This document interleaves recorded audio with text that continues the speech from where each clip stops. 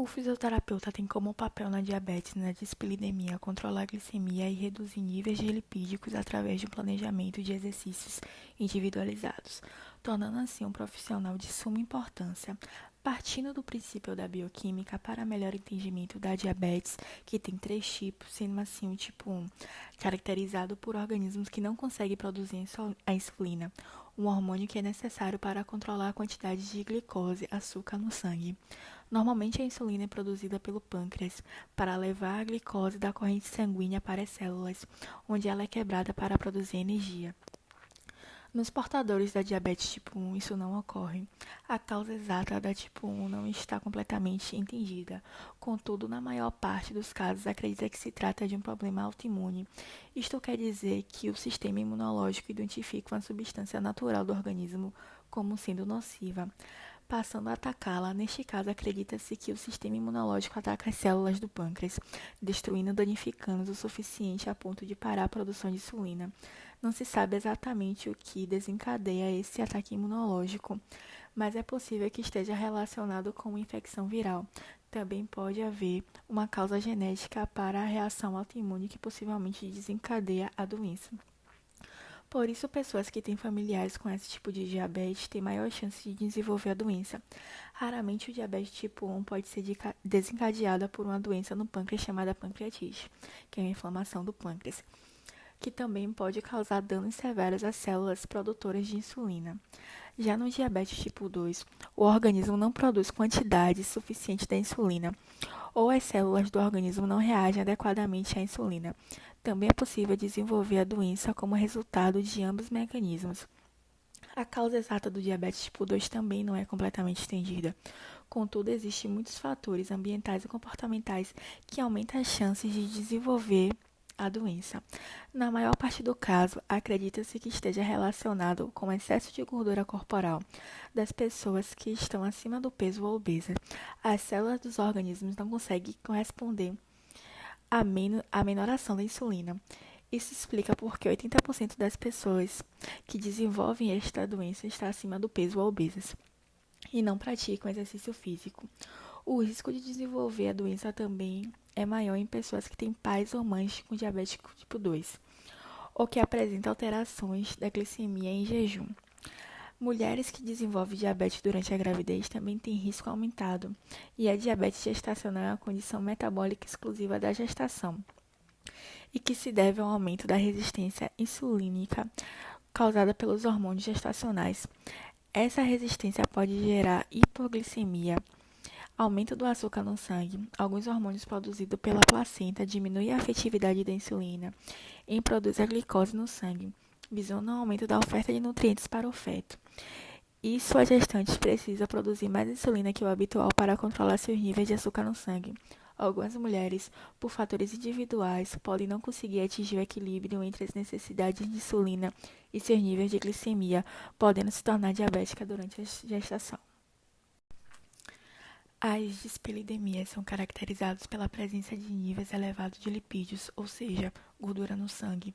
Quando estão em níveis elevados, é possível que as placas de gordura se formem e se acumulem nas artérias, o que pode levar à obstrução parcial ou total do fluxo sanguíneo que chega ao coração e ao cérebro, e pode ser manifestado pelos seguintes fatores: níveis elevados do colesterol LDL, conhecido como colesterol ruim, níveis baixos de colesterol HDL, conhecido como colesterol bom.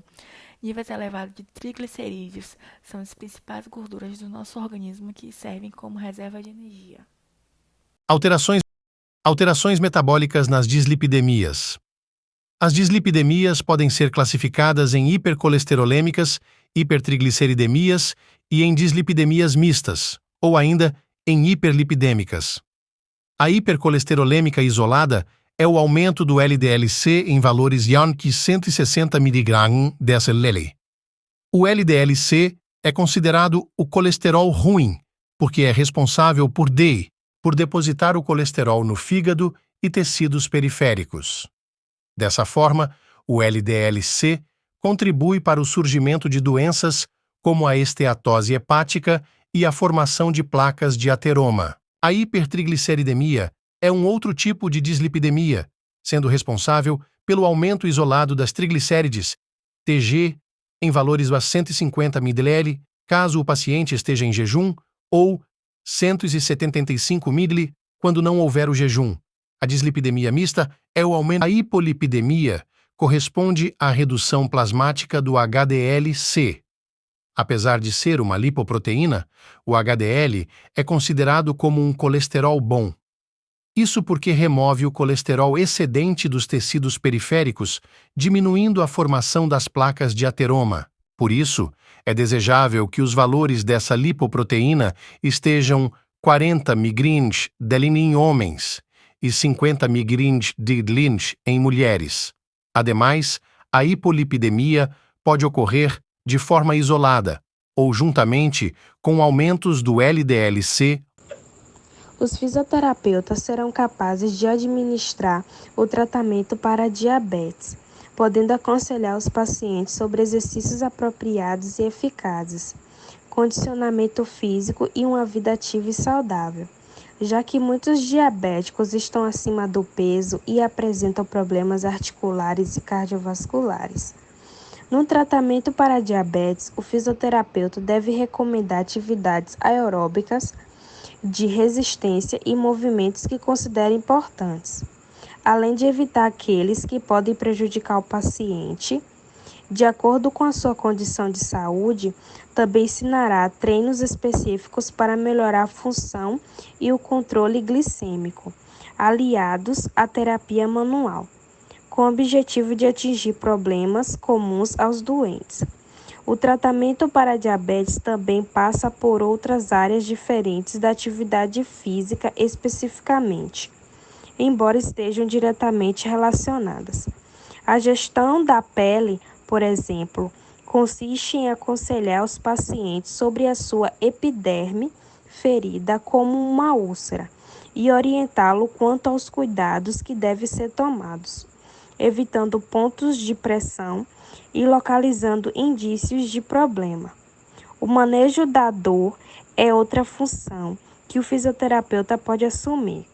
Uma vez que os diabéticos sofrem frequentemente com o comprometimento do nervo, a estimulação elétrica, a dessensibilização sensorial e os exercícios direcionados ajudarão a controlar o incômodo, deixando o paciente livre para a prática de atividade física.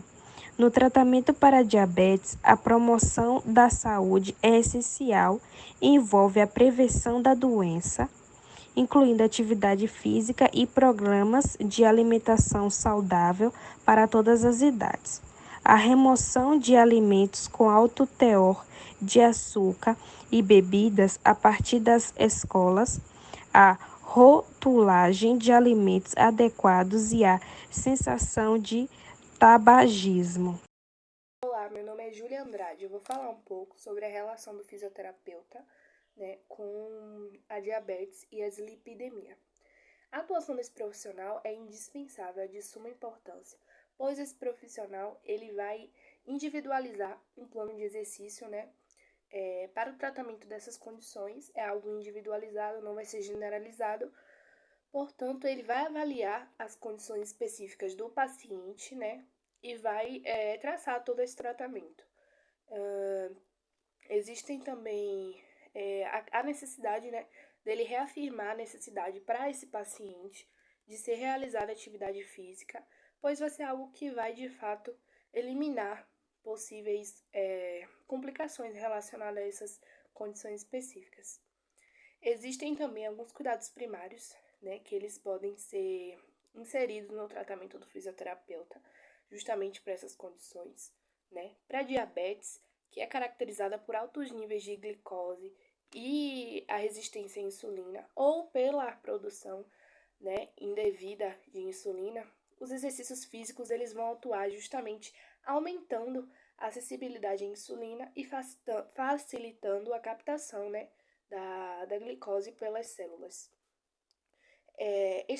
Estratégias de perda de peso também vão colaborar muito para a gestão da diabetes, certo? Para a dislipidemia, ela vai ser caracterizada justamente por desequilíbrios nos níveis de lipídios, como colesterol, LDL, HDL e triglicerídeos. O exercício cardiovascular, ele melhora muito o perfil lipídico, aumenta também o HDL, reduz o LDL e os triglicerídeos. Não existe, gente, um índice assim de idade, né, para que a pessoa ela seja diagnosticada com diabetes ou com dislipidemia, certo? São doenças que podem afetar em diferentes fases da vida. A gente não pode citar um índice de idade, porém elas são muito vistas em adultos, em pessoas já de idade, né?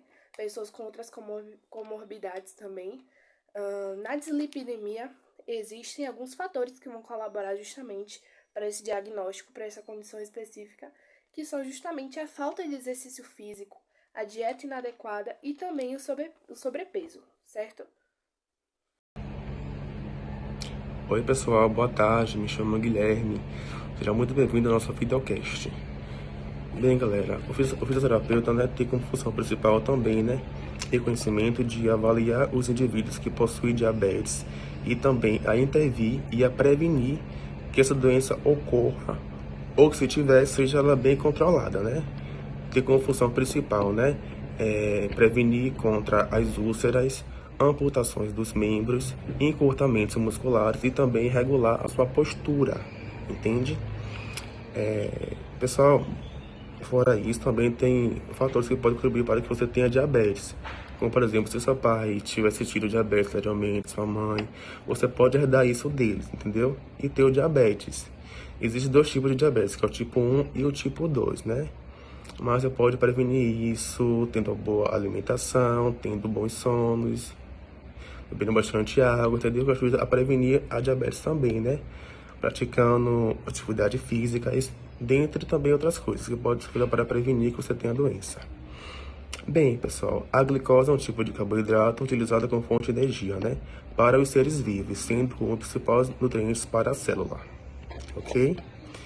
De um modo mais específico, mais aprofundado, a insulina ela é produzida pelas células beta e também é uma proteína pequena que é constituída por duas cadeias polipeptídicas, A e B, sendo que a cadeia A contém 21 aminoácidos e a B ela contém 30 aminoácidos, correto?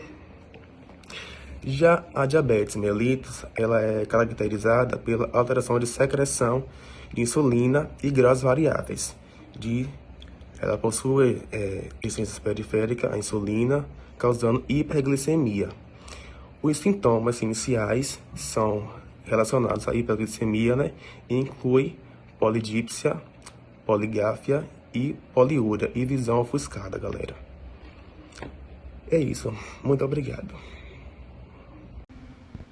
O fisioterapeuta desempenha um papel crucial no manejo de diabetes e dislipidemia, com ênfase na bioquímica. Na presença dessas condições, podem ocorrer danos neuromusculares devido à hiperglicemia e desequilíbrios lípicos, impactando a função nervosa periférica. A coordenação neuromuscular, ela também pode ser afetada, exigindo intervenções fisioterapêuticas para melhorar a propriocepção e prevenir quedas. A perda de funcionalidade associada às alterações bioquímicas, ela pode ser abordada por meio de exercícios personalizados e reabilitação para melhorar a coordenação neuromuscular, como treinamento de equilíbrio e propriocepção. Para combater a perda de funcionalidade, exercícios aeróbicos de resistência são recomendados e adaptados à condição física do paciente, promovendo a saúde cardiovascular e muscular. E uma abordagem personalizada é fundamental, levando em conta necessidades e limitações individuais. Bom dia! Hoje está começando mais um Vidas Saudáveis para Diabéticos e hoje nós vamos conversar com o Sr. Michel, que ele é portador de diabetes tipo 2 e ele vai falar um pouquinho para vocês como é a rotina dele. Bom dia! Bom dia, Fernanda. E aí, Sr. Michel, conta um pouquinho para nós como você adquiriu essa doença. Ser diabético não é uma missão tão fácil. Requer cuidados, requer uma rotina regrada, exames periódicos, acompanhamento médico e uma vida saudável. Com quantos anos você adquiriu essa doença? Eu contraí o diabetes com aproximadamente 29 anos. Hoje eu estou com 48 anos Faço uso de medicações diariamente, né? A qual eu não posso parar, porque eu sei que é uma doença que até o exato momento ainda não tem uma cura definitiva, mas tem um meio de controle.